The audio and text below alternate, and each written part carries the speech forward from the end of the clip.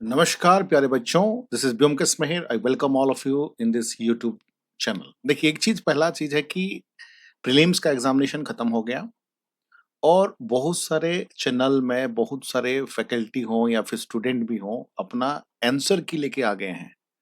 और मैं देखने को मिल रहा है कि कई सारे, मैंने देखा था तो कई सारे आंसर की जो है गलत है। तो मेरा कहने का मतलब है, आपको अगर पता नहीं है 100%, अगर कंफ्यूजन है, तो इतना जल्दी एक्सप्लेनेशन करने की क्या जरूरत है। टाइम लो, टाइम निकालो, थोड़ा-सा पढ़ो क्वेश्चन को या फिर रिसर्च करिए और आप बताइए। आप अगर एक्सपर्ट हैं, मैं ये मानता हूँ कि अगर कोई टीचर है, कोई फैकल्टी है, अगर एक्सपर्ट इस फील्ड में, तो गलत तो नहीं बताना चाहिए या डाउट वाला चीज़ें नहीं बताना चाहिए, ठीक है? तो फर्स्ट, मतलब एज़ अ फैकल्टी ये काम होती है कि रिसर्च करें। देखो, एज़ अ फैकल्टी मैं ये नहीं बोल रहा हूँ कि यहाँ पर पॉलिटी में, हिस्ट्री में, ज्योग्राफी, इकोनॉमिक्स में जितने क्वेश्चन आए हैं, मुझे सब कुछ पता है। नहीं, नहीं पता होता है।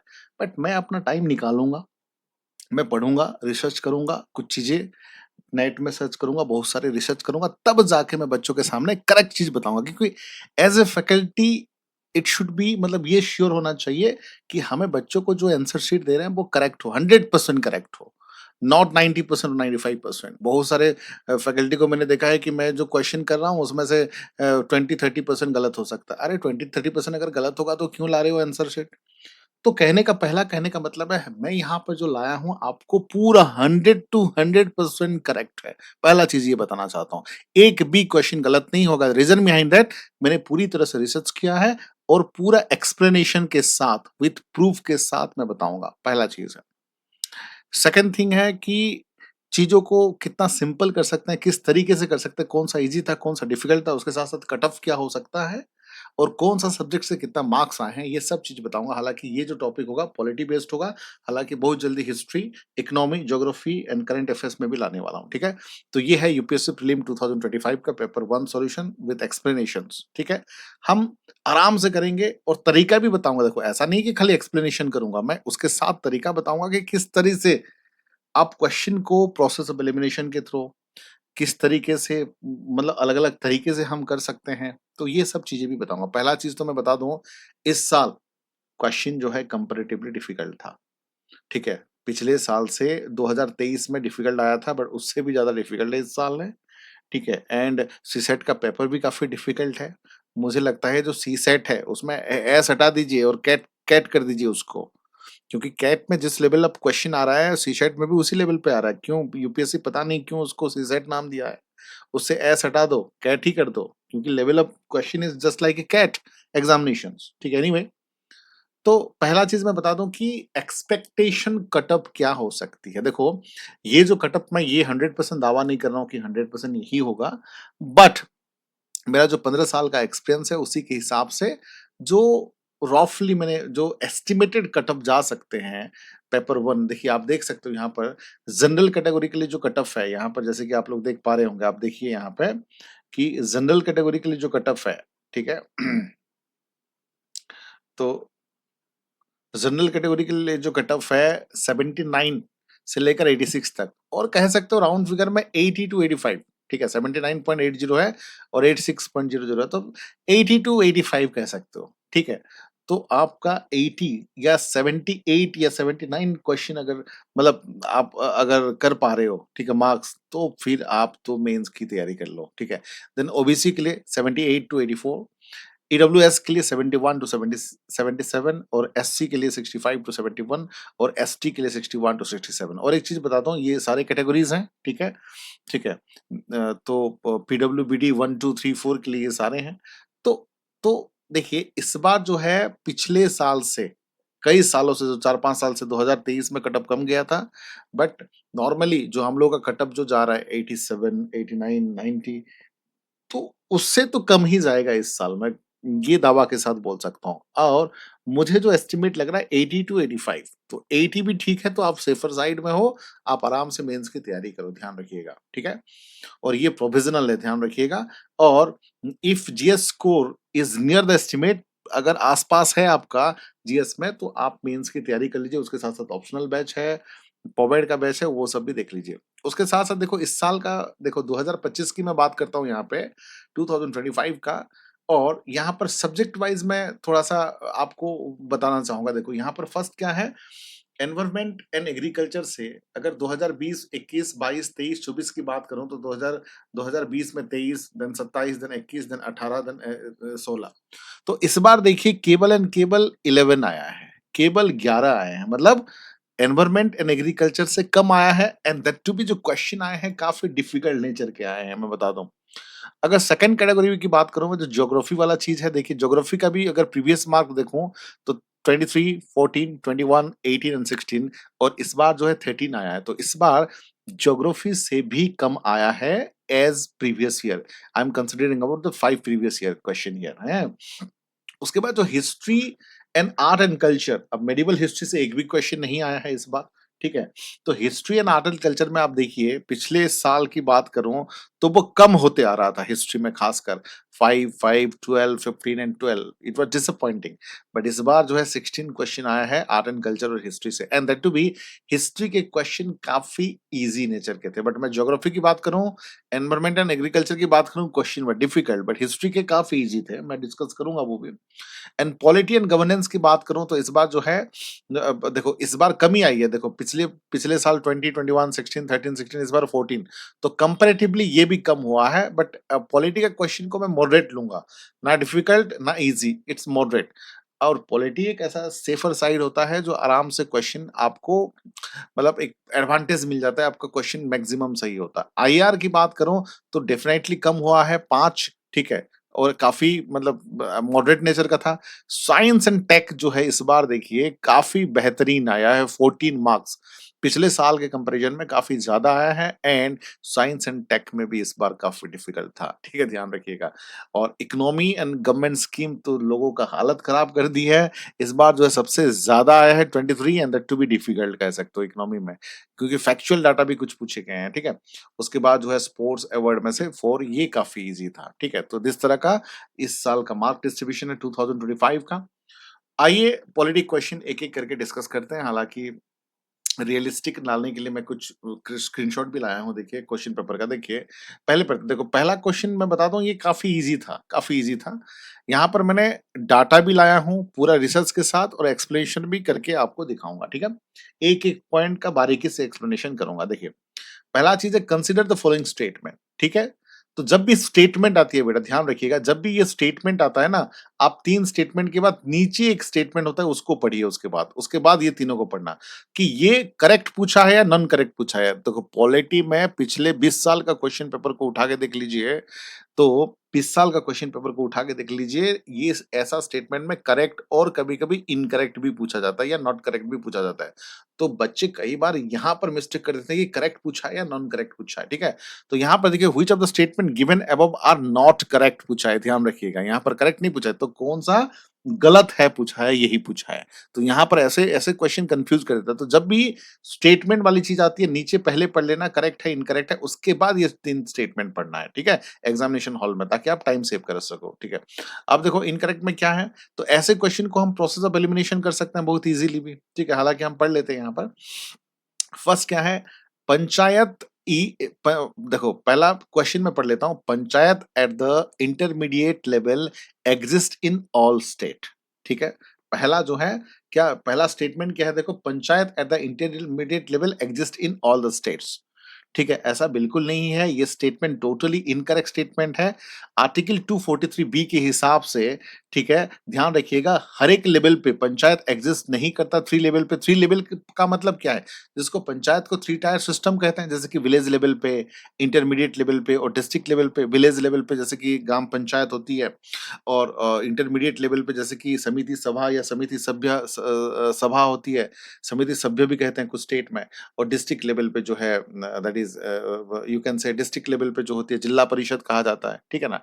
विलेज ग्राम पंचायत जो सरपंच हेड होते हैं, यहाँ पर समिति सभा हेड समिति सभ्य हेड होता है, यहाँ पर जो है जिला परिषद हेड होता है डिस्ट्रिक्ट लेवल पे। तो ध्यान रखिएगा, जो इंटरमीडिएट जो है only in the state with the population 20 lakh, जहां पर 20 लाख से ज्यादा है, जहां पर 20 लाख से ज्यादा है, सॉरी 20 लाख से कम है, वो डिस्ट्रिक्ट में ध्यान रखिएगा नहीं होता है। तो देखिए intermediate level do not exist in all states, हर एक स्टेट में इंटरमीडिएट लेवल नहीं होता है, and specially in the smaller state और union territory with a particular 20 lakh, मतलब 20 लाख से कम जहां पर पॉपुलेशन है वहां पर नहीं होता। फॉर एग्जाम्पल नागालैंड है, ठीक है, मेघालय है, मिजोरम है, सिक्किम है, खाली ये स्टेट नहीं है, यूटीज है लाइक लक्षद्वीप है, दामन एंड दीव है, दादरा एंड नगर हवेली है, अंडमान एंड निकोबर है, सिक्किम है, चंडीगढ़ है, मिजोरम, पंडिचेरी और अरुणाचल प्रदेश, गोवा। तो ऑलमोस्ट 10 स्टेट और यूटीज ऐसे हैं जो कि 20 लाख से कम है। ठीक है, रिपीट कर देता हूँ, लक्षद्वीप, दामन and Diu, Dadra and Nagar Haveli, Andaman and Nicobar, Sikkim, Chandigarh, Mizoram, Pondicherry, Arunachal Pradesh, Goa, ये सब जो है।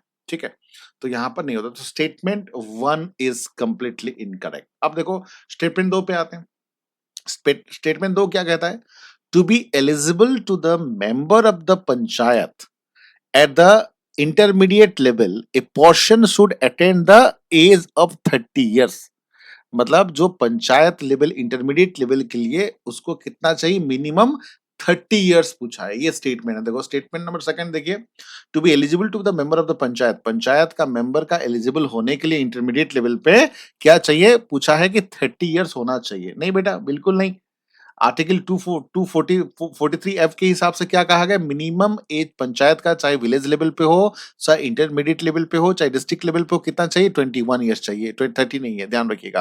अगर यहाँ पर बात आती है लोकसभा के लिए कितना चाहिए बेटा? 25 चाहिए। राज्यसभा के लिए कितना चाहिए? 30 चाहिए। विधानसभा के लिए कितना चाहिए? मतलब एमएलए बनने के लिए 25 चाहिए। विधान परिषद के लिए कितना चाहिए बेटा? वो भी 30 चाहिए। अगर पूछा जाए प्रेसिडेंट के लिए कितना चाहिए, तो 35 चाहिए। अगर प्राइम मिनिस्टर, टेक्निकली कभी-कभी पूछा जाता है कि प्रधान प्राइम मिनिस्टर होने के लिए कितना चाहिए? देखो लोकसभा का मेंबर भी प्राइम मिनिस्टर बन सकता है, तो प्राइम मिनिस्टर का डायरेक्टली मेंशन नहीं है, बट 25 करेक्ट होगा। अगर पूछा जाए कि चीफ मिनिस्टर या कोई सेंट्रल मिनिस्टर के लिए कितना चाहिए, वो भी 25 होगा, क्योंकि जो सेंट्रल मिनिस्टर है वो भी लोकसभा का मेंबर हो सकता है, या फिर जो एमएलएज हैं, एमएलए का 25 चाहिए तो वो चीफ मिनिस्टर बन सकते हैं। तो ध्यान रखिएगा, ये एज से भी कभी-कभी क्वेश्चन पूछा, और ये क्वेश्चन रिपीट हुआ है। ये क्वेश्चन जो है रिपीट हुआ है प्रीवियस ईयर क्वेश्चन से, इसलिए मैं बोलता हूँ हमेशा प्रीवियस ईयर क्वेश्चन को देखिए। ठीक है, so second statement is also incorrect. ठीक है ना। सो अब देखो थर्ड स्टेटमेंट आते हैं। थर्ड स्टेटमेंट क्या कहता है कि the chief minister of A state, मैं थोड़ा-सा धीरे-धीरे पढ़ा रहा हूँ और धीरे-धीरे पढ़ रहा हूँ ताकि चीज़ों को हम बेहतर तरीके से समझें और बेहतर तरीके से आंसर दें। ऐसा नहीं कि फटाफट हम लोग पढ़ लें और चीज़ें समझ में ना आए। I don't want that. That's why एक-एक बारीकी से हर एक पॉइंट को मैं एक्सप्लेन करूँगा ताकि आप आंसर अच्छा से कल के डेट में दे सकें, और किस प्रकार से यहाँ पर पता चलता है कि यूपीएससी किस लेवल पे क्वेश्चन पुट अप करता है। और ये हम देखो ये एग्जाम तो हो चुका है, लेकिन those who are the new student at least they should know कि किस टाइप के क्वेश्चन आते हैं और किस लेवल पे हमें प्रिपरेशन होना जरूरी है।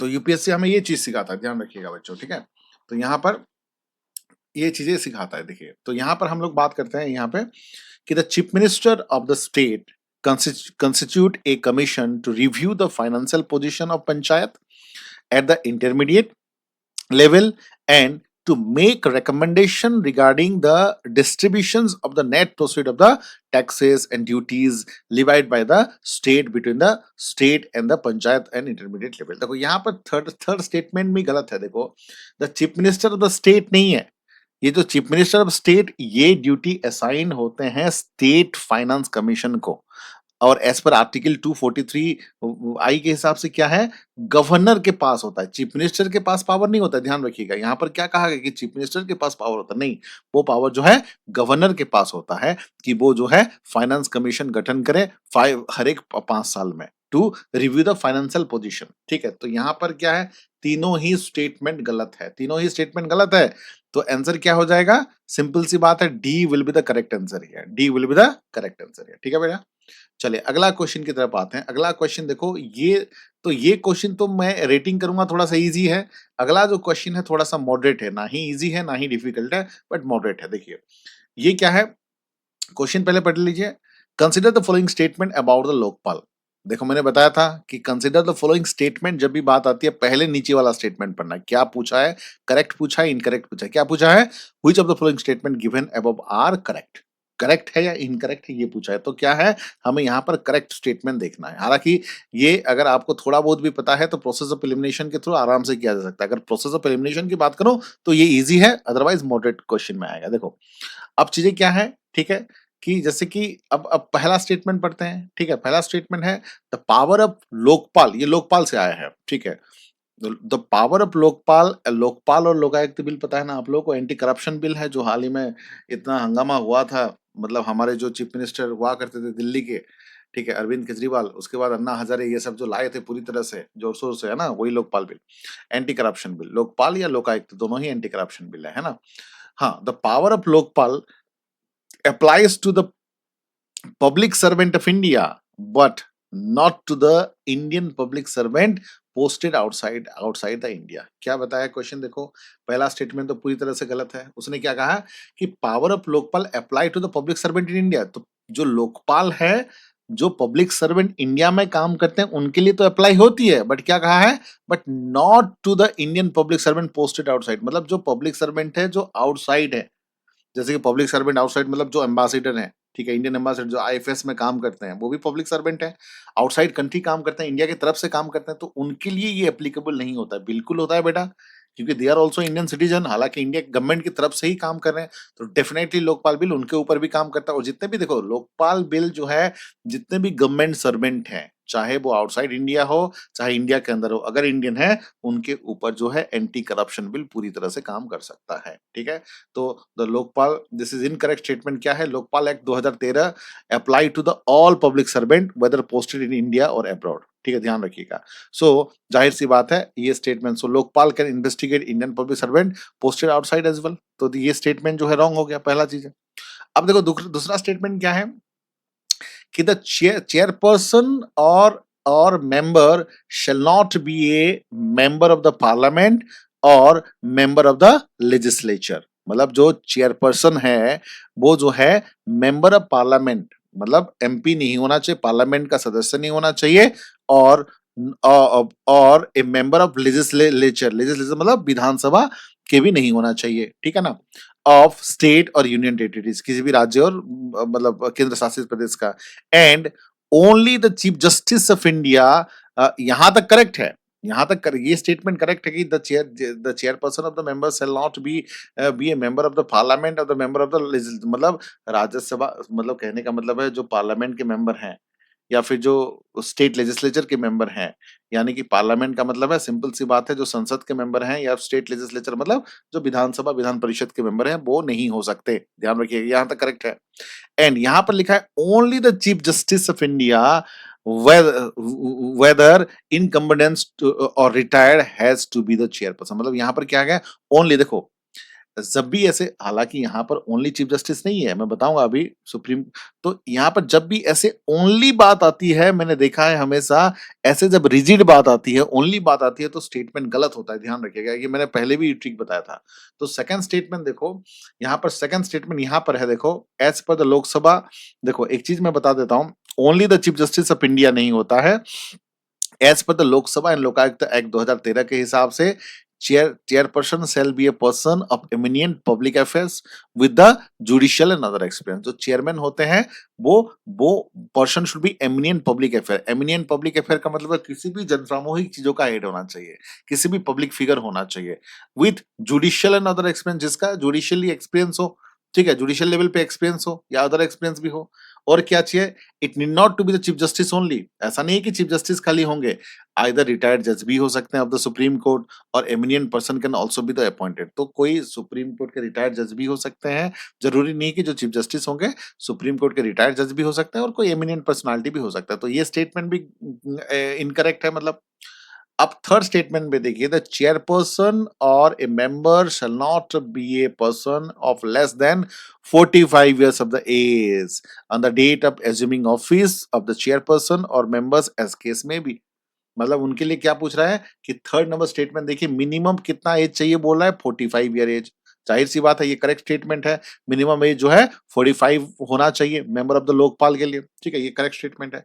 अब देखो फोर्थ नंबर स्टेटमेंट पढ़ते हैं कि Lokpal can not inquiry into the allegation of corruption against the sitting prime minister of India. जो सिटिंग प्रधानमंत्री हैं उनके ऊपर ये मतलब इंक्वायरी या एलिगेशन नहीं लगा सकता, ऐसा नहीं है। जो स्टेटमेंट, जो फोर्थ नंबर स्टेटमेंट देखो, ये भी इनकरेक्ट है क्योंकि लोकपाल के पास पूरा पावर है कि जो सिटिंग प्राइम मिनिस्टर है उसके खिलाफ भी वो एलिगेशन ला सकता है। हाँ, कुछ रेस्ट्रिक्शन ज़रूर है जैसे कि issue related to the national security, prior approval, मतलब प्रियर अप्रूवल या नेशनल सिक्योरिटी से कंसर्न नहीं हो, तो ये स्टेटमेंट इज़ कंप्लीटली लॉन्ग कि सिटिंग प्राइम मिनिस्टर के साथ भी कर सकता है ये चीज़ें, ठीक है? हालाँकि देखो, तो हाँ, ये चीज़ें हो सकती है और देखो अगला अगला जो स्टेटमेंट है, तो यहाँ पर जो है 3 ओनली करेक्ट है, तो ऑब्वियसली बात है ए हो जाएगा, ठीक है? चलिए, अगला क्वेश्चन पे आते हैं। अगला क्वेश्चन काफ़ी ईज़ी है, आप लोग बता सकते हैं, नीचे कमेंट करके बताइए ज़रूर, ठीक है? Consider the following statement with regard to pardoning power of the president of India. देखो, जब भी मैंने बताया स्टेटमेंट की बात आती है, नीचे पहले पढ़िए, which of the statement given above are correct और इनकरेक्ट। तो ये क्या पूछा है? करेक्ट पूछा है। पार्डनिंग पावर का मतलब क्या होता है? क्षमादान करने का शक्ति। राष्ट्रपति के जो क्षमादान करने का शक्ति है, पार्डनिंग पावर है। देखो, पार्डनिंग पावर कि कोई भी देखो यहाँ पर जैसे कि हम लोग इनिशियल केस कहाँ पे जाते हैं? डिस्ट्रिक्ट कोर्ट में, देन हाई कोर्ट पे, देन सुप्रीम कोर्ट पे। सुप्रीम कोर्ट जजमेंट करने के बाद प्रेसिडेंट के पास पावर होता है, वो अपना क्षमादान कर सकते हैं, उससे रिलेटेड पावर है। तो देखिए यहाँ पर देखो, पहला स्टेटमेंट क्या है? The exercise of this power by the president can be subjected to limited judicial review. Limited judicial review मतलब the exercise of the power by the president can be, मतलब जो भी प्रेसिडेंट करेंगे उसको लिमिटेड जुडिशियल रिव्यू में रखा गया है। ये करेक्ट है या नहीं है? सिंपल सी बात है बेटा। तो ये the exercise of the power of the president can be subjected to limited, ये पूरा करेक्ट स्टेटमेंट है। देखो, आर्टिकल 72 में प्रेसिडेंट को पावर दिया गया है किस चीज का? कि पावर दिया गया है ये that is all about this pardoning power, क्षमादान करने का, जिसका मतलब है वो क्षमादान कर सकते हैं, grant pardon, then reprieve, respite और रिमिशन ऑन द पनिशमेंट। उसका मतलब क्या होता है? उसका मतलब है किसी को पूरी तरह से क्षमादान कर सकते हैं, किसी को 50% क्षमादान कर सकते हैं, किसी को ये कह सकते हैं कि मान के चलिए कि किसी को उम्र कैद, फांसी हुआ है तो उसको उम्र कैद कर सकते हैं, मतलब टाइप ऑफ पनिशमेंट चेंज कर सकते हैं। किसी को रिगोरियस पनिशमेंट मिल रहा है तो उसको नॉर्मल पनिशमेंट कर सकते हैं। किसी को 1 साल मिला है तो उसको 6 महीना कर सकते हैं। या स्पेशल केस में भी किया जा सकता है, कोई महिला है या फिर कोई अच्छा अच्छा इंसान है या कोई बच्चा है तो इस केस में भी कर सकते हैं। तो ये पावर होती है, that's known as grand pardon, reprieve, respite और रिमिशन ऑफ द पनिशमेंट, ठीक है ना? तो however in the Kehar Singh versus union of India and Kapoor Sudhakar versus government of Andhra Pradesh case, and the Supreme Court held that the president pardoning power is subjected to judicial review। ध्यान रखिएगा, तो president का जो power है वो subjected to judicial review है। तो ये स्टेटमेंट जो है करेक्ट स्टेटमेंट है, ठीक है। दूसरा स्टेटमेंट पे आते हैं। The president can exercise this power without the advice of the central government।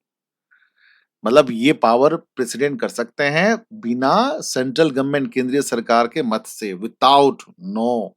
ये स्टेटमेंट पूरी तरह से गलत है, ध्यान रखिएगा, इनकरेक्ट स्टेटमेंट है। आर्टिकल 74 क्या कहता है? President shell act in accordance with the advice of the council of minister. तो काउंसिल ऑफ मिनिस्टर मतलब जो सेंट्रल गवर्नमेंट है, काउंसिल ऑफ मिनिस्टर केंद्रीय मंत्री परिषद का मतलब है सेंट्रल गवर्नमेंट के सलाह से ही कर सकते हैं, ऐसा नहीं कि जब चाहे तब कर देंगे। This include the exercise of the pardoning power under article 72। Clear है पॉइंट? सो दैट्स व्हाई ये जो है इनकरेक्ट स्टेटमेंट है। तो statement 1 is correct, statement 2 is incorrect. तो क्या आंसर हो जाएगा? A will be the correct answer here, ठीक है। मैंने मार्क कर दिया है ये आंसर, ठीक है, हर एक चीज में, और यहाँ पर मैंने लिख भी दिया कि इजी है, मॉडरेट है और डिफिकल्ट है। चलिए अगला क्वेश्चन की तरफ आते हैं हम लोग। क्वेश्चन नंबर 67, ये काफी इजी है बट थोड़ा सा ट्रिकी भी है, यहाँ पर थोड़ा सा समझना जरूरी है, ठीक है। हालांकि इजी है, आप लोग पढ़े होंगे ये चीजें, बट थोड़ा सा ट्रिकी है। देखो, कंसिडर द फॉलोइंग स्टेटमेंट। यहाँ पर भी देखो स्टेटमेंट बात आई है। देखो, पॉलिटी में ऐसे ही क्वेश्चन आप देखोगे 60 to 70% की, कंसिडर द फॉलोइंग स्टेटमेंट, पीछे पूछा होगा which of the statement given above are correct. ये थोड़ा सा ध्यान देना है, करेक्ट पूछा है, इनकरेक्ट पूछा है, ठीक है। अब 3 स्टेटमेंट है, 3 स्टेटमेंट को पढ़ते हैं। तो हालांकि ऐसे क्वेश्चन थोड़ा सा प्रोसेस ऑफ एलिमिनेशन के थ्रू इजीली किया जा सकता है, ठीक है ना। चलिए ऑप्शन 1 पे आते हैं फर्स्ट, ठीक है। On the dissolution of the house of the people, house of the people मतलब लोकसभा, ठीक है। On the dissolution of the Lok Sabha, the speaker shall not vacate his her office until immediately before the first meeting of the house of the people after the dissolution।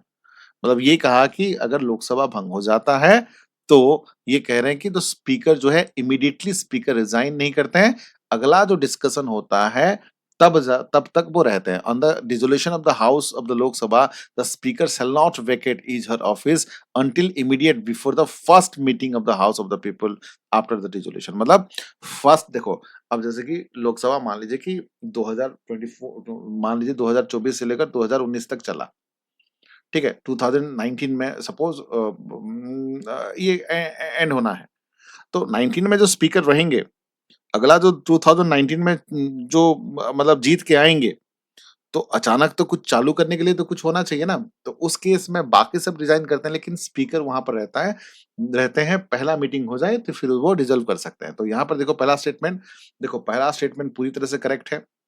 Article 1994 क्या कहता है कि Indian constitution state that speaker continue in the office even after dissolution of the Lok Sabha until the first meeting. तो first meeting होने तक speaker जो है लोकसभा में बने रह सकते हैं। ये कौन सा आर्टिकल प्रोवाइड करता है? आर्टिकल नंबर 94 हमें प्रोवाइड करता है, ठीक है। So this ensure there is continuous in the functioning, ताकि फंक्शनिंग ना रुके। That's why statement 1 is correct totally. अब देखो स्टेटमेंट 2 की बात आता है।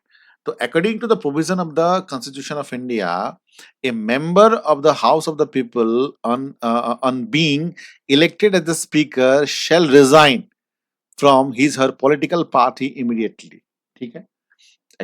यहाँ पर क्या बताया कि अकॉर्डिंग टू द प्रोविजन के हिसाब से, जो कॉन्स्टिट्यूशन के प्रोविजन के हिसाब से, a member of the house of the people on the being elected as the speaker shall resign, speaker को रिजाइन देते हैं। पार्टी रेजिग्नेशन के बाद स्पीकर को रिजाइन देना पड़ता है, ये बोल रहे हैं, ठीक है। तो speaker must resign from the political party immediately after election, ये एक तरफ से स्टेटमेंट था। तो ये टोटली इनकरेक्ट है, ऐसा जरूरी नहीं है, ठीक है।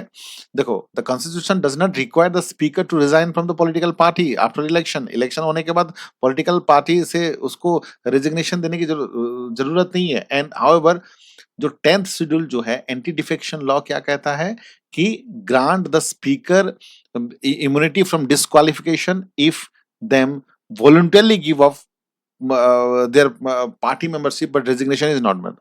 वो अपने तरफ से अगर रिजाइन कर दें पार्टी से बात अलग है, बट स्पीकर के लिए खासकर देखो, speaker was considered to be the neutral.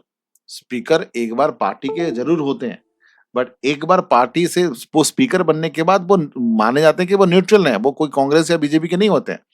जिस तरह से राष्ट्रपति जी होने से पहले, जैसे कि प्रणब मुखर्जी जी थे, ठीक है।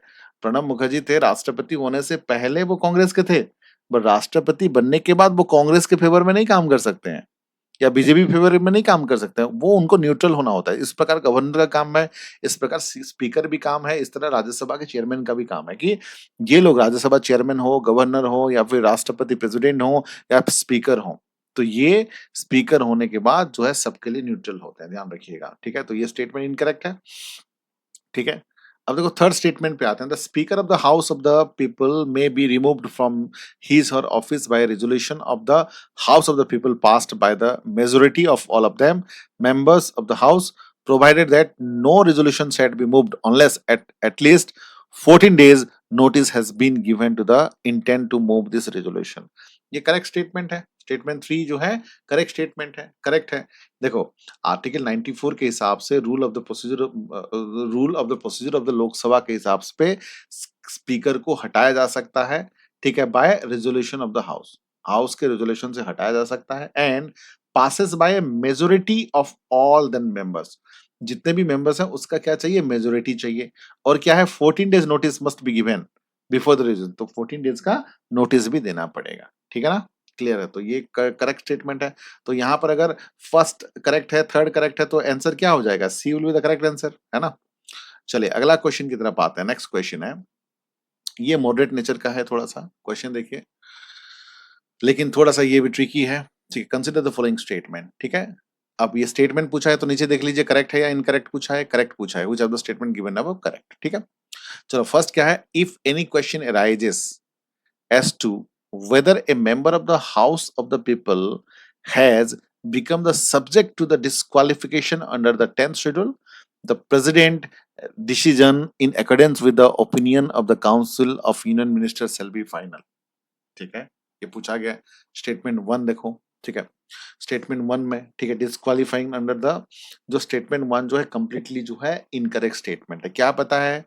देखो 10th schedule anti defection law, the design regarding disqualification is not made by the president, ध्यान रखिएगा, is not made by the president, instead this is made by the chairman. किसके द्वारा? चेयरमैन। चेयरमैन का मतलब है, अगर राज्यसभा की बात होती है, मतलब जो चेयरमैन होंगे, लोकसभा की बात होती है तो स्पीकर होंगे, रेस्पेक्टिवली, अंडरस्टूड है, ठीक है। And this was clearly appealed in the case of, that is, कह सकते हो, क्योतो, होलोन एंड जचुलू इन 1992, ठीक है, समझ रहे हो चीजें। अब दूसरा स्टेटमेंट पे आते हैं कि there is no mention of the word political party in the constitution of India, कि पॉलिटिकल, कोई संविधान में पॉलिटिकल पार्टी का मेंशन ही नहीं है, ऐसा नहीं है, ये भी इनकरेक्ट स्टेटमेंट है, क्योंकि पॉलिटिकल पार्टी जो है पूरी तरह से मेंशन है 10th शेड्यूल, ठीक है, which deals with the disqualification on the ground of defection, ठीक है, वो डील करता है disqualification on the ground of defection, तो ये मेंशन है। तो यहाँ पर दोनों ही स्टेटमेंट गलत है, तो करेक्ट आंसर क्या हो जाएगा? D will be the correct answer here, क्योंकि यहाँ पर दोनों ही स्टेटमेंट जो है गलत है, that's why neither one not two, ठीक है। अगला क्वेश्चन की तरफ आते हैं हम। नेक्स्ट, ये क्वेश्चन थोड़ा सा, कह सकते हो कि डिफिकल्ट है, बच्चों को थोड़ा सा प्रॉब्लम हुआ होगा, तो हल्का सा, क्योंकि ऐसे नॉर्मली नहीं पता होता है, इस तरह का क्वेश्चन भी नहीं आता है नॉर्मली, ठीक है। ऐसे क्वेश्चन पहले आया करता था, बट अभी से बंद हो रहा था ऐसे क्वेश्चन, बट इस बार आ गया। चलिए, हाँ, इस बार का क्वेश्चन में एक चीज है कि लेंदी बहुत है, काफी लेंदी है, काफी लेंदी है, जो कि बच्चों के लिए पढ़ने के लिए ही टाइम, मतलब एक तरफ से चला गया इस क्वेश्चन में, चाहे इजी हो डिफिकल्ट हो बात अलग है, लेकिन लेंदी, हर एक सब्जेक्ट का लेंदी बहुत है। और यूपीएससी में आजकल जो सिंगल क्वेश्चन तो आ ही नहीं रहा है, मतलब कोई भी एक भी सिंगल क्वेश्चन नहीं है, मतलब सारे जो है स्टेटमेंट है, सारे जो है, बताइए कौन सा स्टेटमेंट करेक्ट है, इनकरेक्ट है, इस तरह का स्टेटमेंट है। तो पहले क्या होता था ना, कुछ कुछ जो है डायरेक्ट क्वेश्चन भी आते थे, अब पॉलिटी के देखिए एक भी डायरेक्ट क्वेश्चन नहीं है इस बार, ठीक है। चलिए, कंसिडर द फॉलोइंग स्टेटमेंट, ठीक है, स्टेटमेंट 1 क्या कहता है?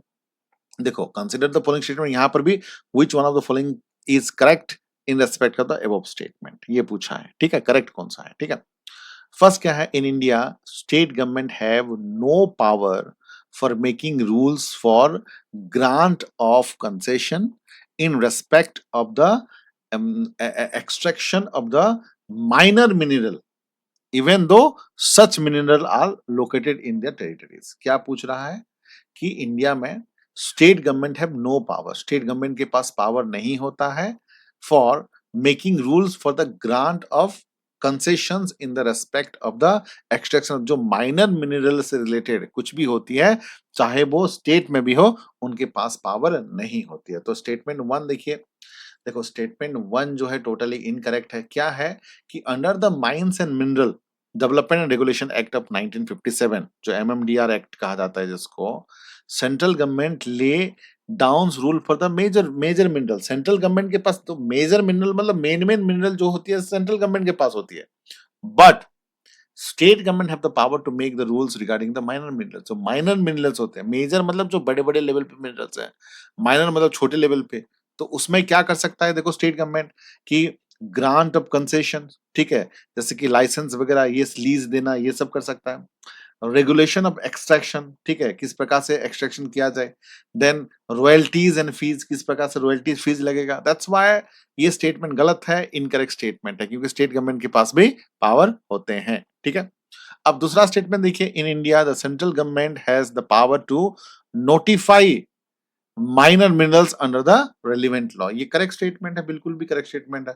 Central government authority to notify the constitutional minor under the section कौन सा है?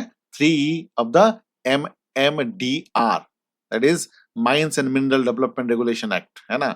ठीक है। फॉर एग्जाम्पल, जैसे कि building stones, gravels, sand, marble have been notified as a minor mineral, ठीक है ना? तो ये स्टेटमेंट करेक्ट है। तो ये स्टेटमेंट अगर करेक्ट है तो क्या हो जाएगा? Statement 1 is not correct but statement 2 is correct, D will be the correct answer, ठीक है। अब देखो नेक्स्ट क्वेश्चन है, ये तो काफी इजी है, ये तो आप लोग आराम से कर चुके होंगे, ठीक है ना। With reference to the Indian polity consider the following statement. यहाँ पर भी देखो स्टेटमेंट है, which of the statement given above are correct, ठीक है? इस बार जितना स्टेटमेंट का क्वेश्चन आया है, पिछले कई साल इतना ज़्यादा स्टेटमेंट वाला क्वेश्चन नहीं था। अलग-अलग प्रकार के भी आते थे, बट इस बार तो देखिए पूरा स्टेटमेंट पे भरा हुआ है। पहला क्या है? An ordinance can amend any central act. क्या पूछ रहा है? An ordinance can amend any central act, पहला पॉइंट देखो, ठीक है? तो ज़ाहिर-सी बात है, करेक्ट है।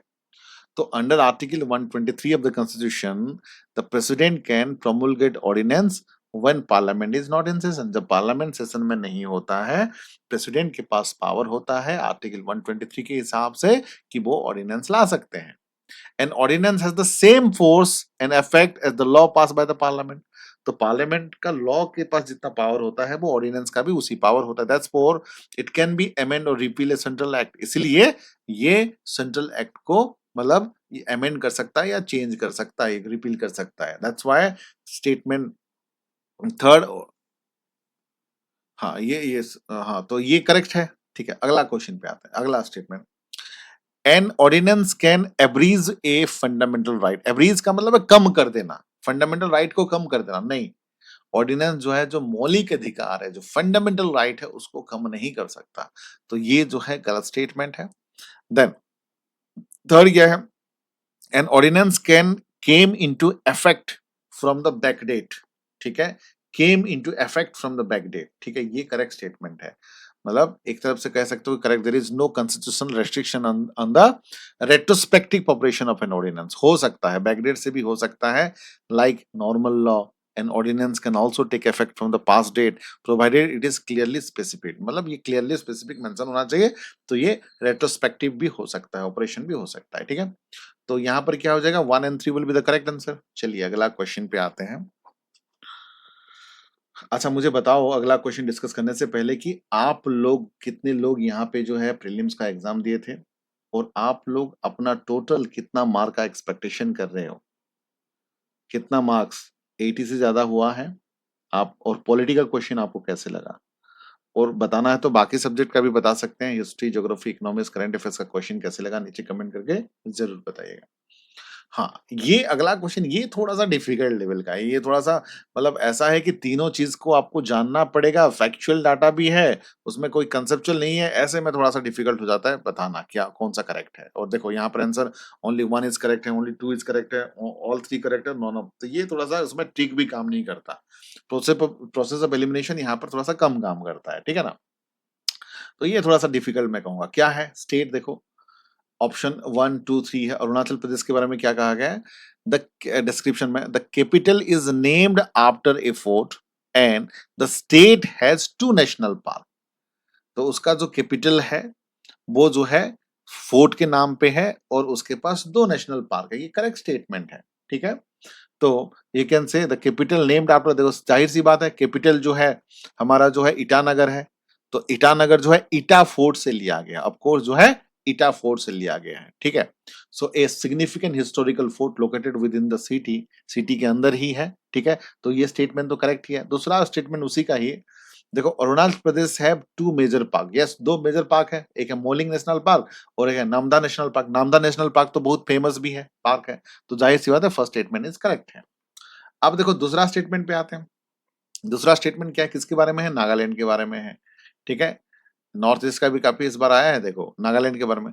The state came into existence on the basis of a constitutional amendment act. क्या पूछा है? The state came into existence on the basis of a constitutional amendment act. बिल्कुल करेक्ट है ये भी, ठीक है? नागालैंड से, ठीक है? अब देखो, अगर नागालैंड की बात करें, ठीक है, फर्स्ट है कि नागालैंड वाज फॉर्मली जो हुआ था, फॉर्मली इनॉग्रेट हुए थे स्टेट ऑन December 1st 1963 में, और it was based on the state of Nagaland act 1962। जो 1962 में एक्ट आया था उसी के हिसाब से हुआ था।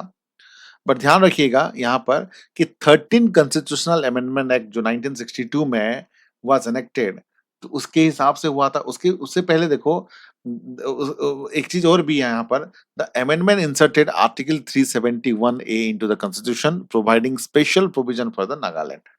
तो आर्टिकल 371, जैसे कि आर्टिकल 370 में जम्मू कश्मीर के बारे में था, तो आर्टिकल 371 में जो है नागालैंड, नागालैंड देखो एरिया भी ऐसा है, तो कई सारे स्पेशल प्रोविजन, नागालैंड को कई सारे स्पेशल प्रोविजन मिलते हैं। That is 371A constitution provide provision for the Nagaland, and this amendment was crucial in facilitating the certain and define the special administrative setup for the new state, and therefore the existence of the specific Nagaland are initially linked to and based upon the 13 constitution। तो ये statement भी correct हो जाएगा।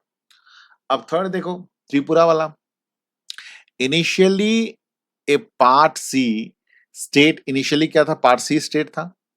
It's become a centrally administrative territory, बाद में जो है central administrative territory बन गया, यूनियन टेरिटरी के हिसाब से था, मतलब यूटी के हिसाब से, with the recognition of the state in 1956, correct है ये भी।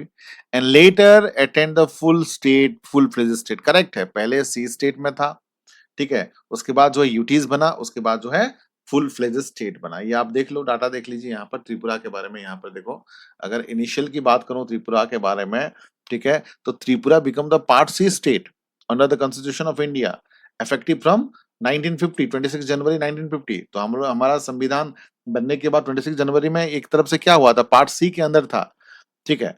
एंड उसके बाद देखो status after 1956 reorganisation act, the state reorganisation act 1956 abolish the distinction between part A B C, ठीक है, स्टेट्स, तो उनको हटा दिया गया।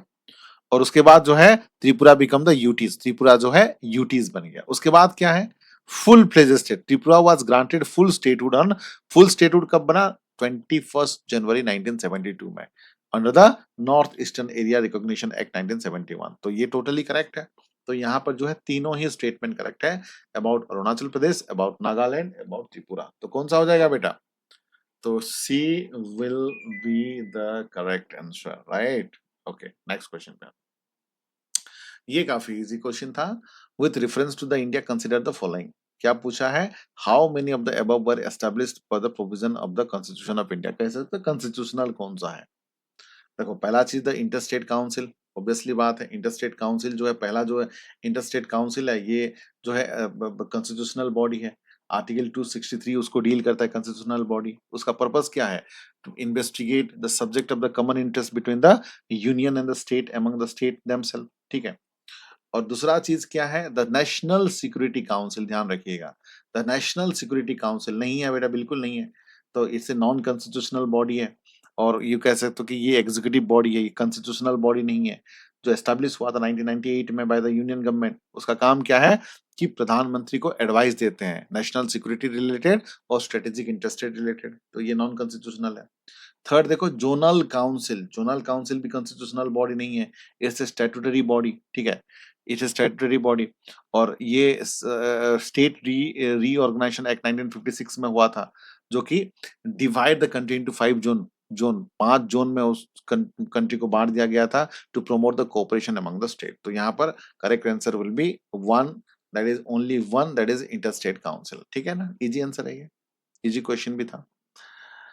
ये मॉडरेट लेवल पे है, देखिए क्या है, the constitution of India explicitly mention that in certain sphere the governor of the state act is on description, his और हर ओन डिस्क्रिप्शन, ठीक है। तो ये स्टेटमेंट तो बिल्कुल करेक्ट है, ठीक है। The constitution of India explicitly mention that in certain sphere the governor of the state act has his own description.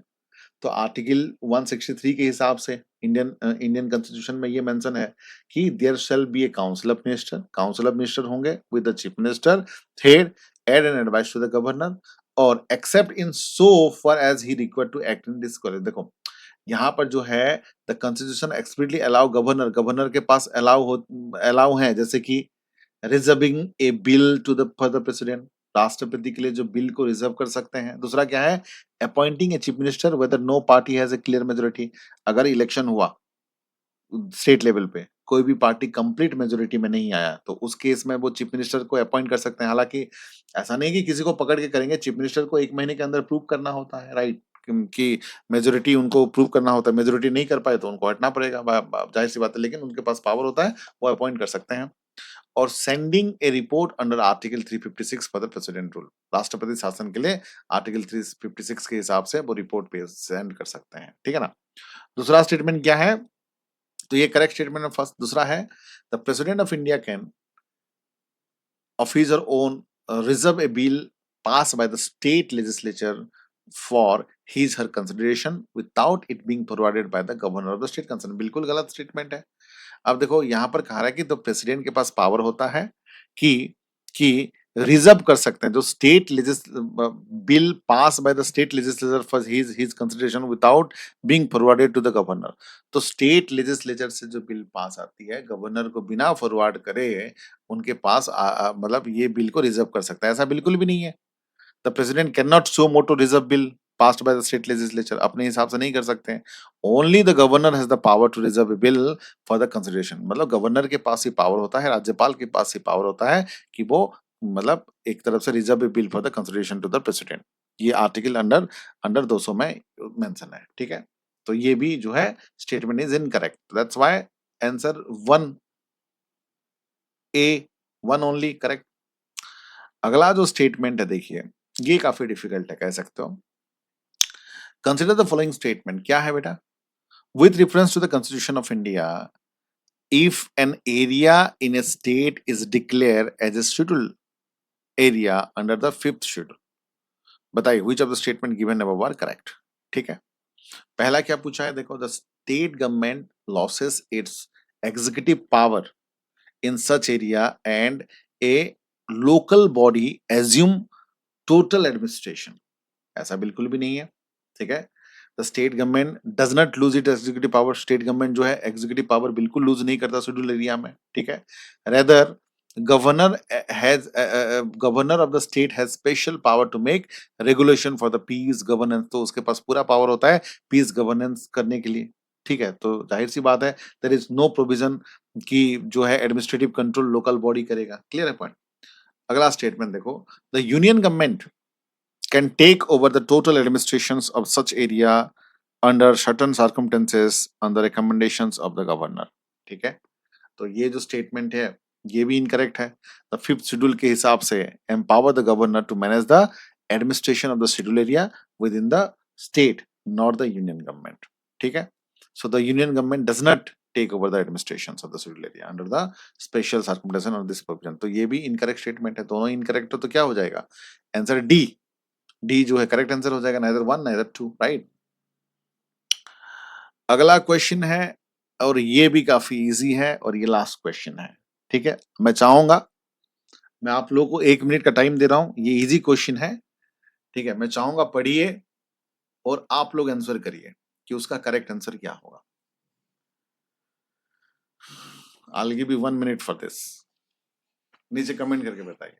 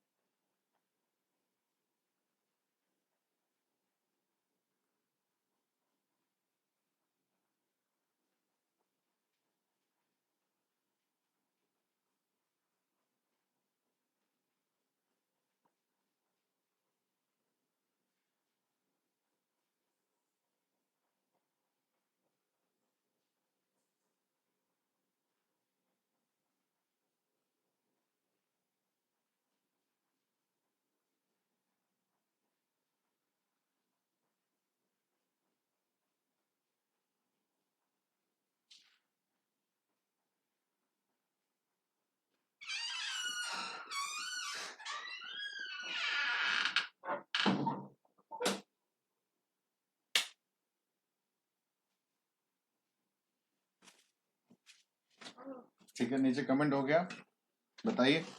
चलिए, तो देखिए यहाँ पर क्या है, provision in the constitution of India and state under. देखो पहला चीज क्या है यहाँ पर कि पहला है separation of the judiciary from the executive in the public service of the states. क्या है? DPSP, directive principle state policy. It's very easy, सबको पता है, करेक्ट है ये स्टेटमेंट।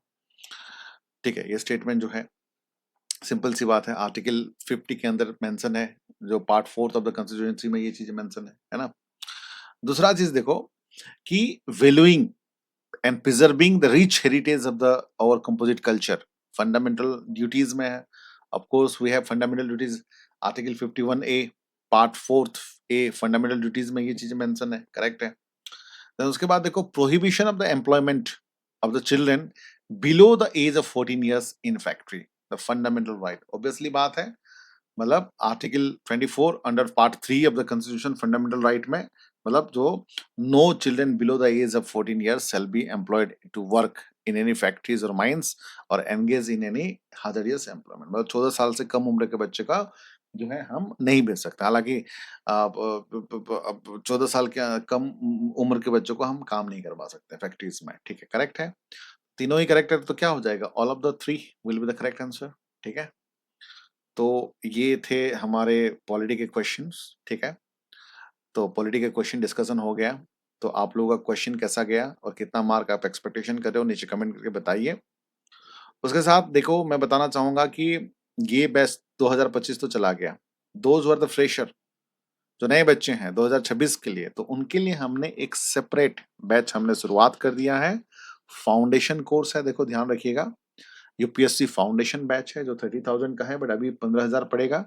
और ये जो है फोन नंबर 85270007 में डायरेक्टली मुझसे कांटेक्ट कर सकते हो। इस बैच हमने शुरुआत कर दिया है मंडे से, ये बैच जो है मंडे से स्टार्ट हो गया है। उसमें हम क्या करेंगे, पहला चीज है देखो पर्सनल, उसके साथ साथ पब्लिक एडमिनिस्ट्रेशन, हिस्ट्री, आपकी बार UPSC pass, state civil service, NCERT foundation, optional का जीएस पेपर का स्टार्ट हो गया है, ठीक है। उसके हम क्या करते हैं यहाँ पर, देखो खासियत क्या है दूसरों से, कि यहाँ पर पर्सनल मेंटोरशिप मिलता है, 1-to-1 मेंटोरशिप। जो बच्चे मुझे जानते हैं 15 साल से, तो उनको पता है, ठीक है। मैं और कई सारे मेरे 5-6 साल से वीडियोस पड़ी है, आप लोग देख रहे हो, मिलियंस पे व्यूज भी है। तो हम क्या करते हैं, पर्सनल मेंटोरशिप देते हैं आप लोगों को। उसके साथ जो कहेंगे ना, स्टोरी टेलिंग मेथड में पढ़ाएंगे, चाहे हिस्ट्री हो, पॉलिटी हो, ज्योग्राफी हो, ताकि आपको दिमाग जो है क्लास में ही याद रहे, और जितना भी पढ़ाऊंगा वो सफिशिएंट होगा। उसके साथ मेमोरी टेक्निक बताएंगे, सिलेबस को जो है किस प्रकार से टेस्ट कौन सा दोगे, किस प्रकार से दोगे, कौन सा किताब पढ़ोगे, पूरा डिटेल में 1-to-1 जो है आपको गाइड करेंगे, ठीक है। तो ये नंबर है, आप नोट डाउन कर लीजिए, 8527007432। और किसी भी प्रकार का इंक्वायरी, जैसे कि प्रीलिम में कौन सा किताब पढ़ना है, मेंस के लिए कौन सा किताब पढ़ना है, ऑप्शनल के लिए कौन सा किताब पढ़ना है, ठीक है। उसके साथ साथ जो है प्रीलिम में टेस्ट सीरीज कहाँ से देना है, मेंस में टेस्ट सीरीज कहाँ से देना है, इंटरव्यू की तैयारी कैसे करनी है, ऑप्शनल प्रिपरेशन कैसे करनी है, डिस्ट्रैक्शन से कैसे बचनी है, ट्रिक मेमोरी ट्रिक कैसे याद करनी है।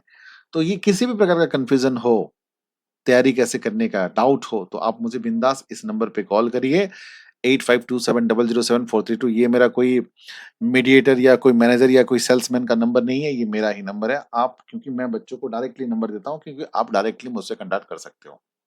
और ऐसा नहीं कि एडमिशन लोगे तभी कांटेक्ट करोगे, आपका किसी भी प्रकार का डाउट है यूपीएससी से रिलेटेड, आप जैसे कि ऑप्शनल में कंफ्यूज हो कि अब कौन सा ऑप्शनल रखूं, जो ग्रेजुएशन में मैंने, अगर मान लीजिए कि आपने ज्योग्राफी रखा है तो अभी क्या रखना है, या फिर ग्रेजुएशन में जूलॉजी है तो अभी क्या रखना है, ग्रेजुएशन में मैथ है तो अभी क्या रखना है, किसी भी प्रकार का डाउट हो सकता है, प्रीलिम्स, मेंस और यूपीएससी प्रिपरेशन से रिलेटेड आप मुझसे कांटेक्ट कर सकते हो, ठीक है। ये हमारा बैच है, पब्लिक एडमिनिस्ट्रेशन का और हिस्ट्री का भी ऑप्शनल है। उसके साथ साथ जीएस के हर एक प्रकार का बैच है, देखो ऐसा नहीं कि खाली पॉवेड का है, हर प्रकार का बैच है, और ये स्पेशली बैच है अब की बार यूपीएससी पार वाला बैच। तो आप लोग जुड़े रहिए, बने रहिए, इस नंबर पे कांटेक्ट करिए, और मैं कोशिश करूंगा आपकी गाइड को सॉल्व करने के लिए। और जो लोग सब्सक्राइब नहीं किए कर सकते हो, उसके साथ साथ नीचे कमेंट भी करिए। उसके साथ साथ नीचे डिस्क्रिप्शन बॉक्स में हम लोग का टेलीग्राम ग्रुप भी है, टेलीग्राम ग्रुप है, इंस्टा ग्रुप, इंस्टा है, उसके साथ फेसबुक पेज भी है, आप उसको भी जाके ज्वाइन कर सकते हैं, ठीक है। Thank you all, have a nice day, take care, जय हिंद।